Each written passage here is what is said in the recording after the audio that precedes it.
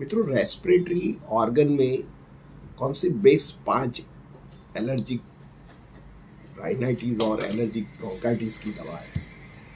Homeopathic की master drug सबसे पहले ब्रायोनिया है, सेकंड नंबर इपिकेनम, थर्ड नंबर कार्बोविज, फोर्थ नंबर स्टिक्टा पल्मोनेटा एंड फिफ्थ नंबर पल्सेटिला।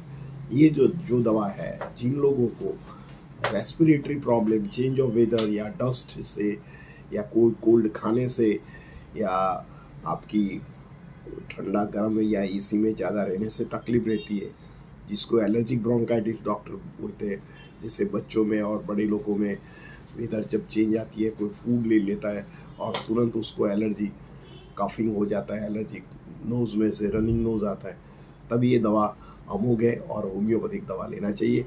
इसके कोई साइड इफ़ेक्ट नहीं।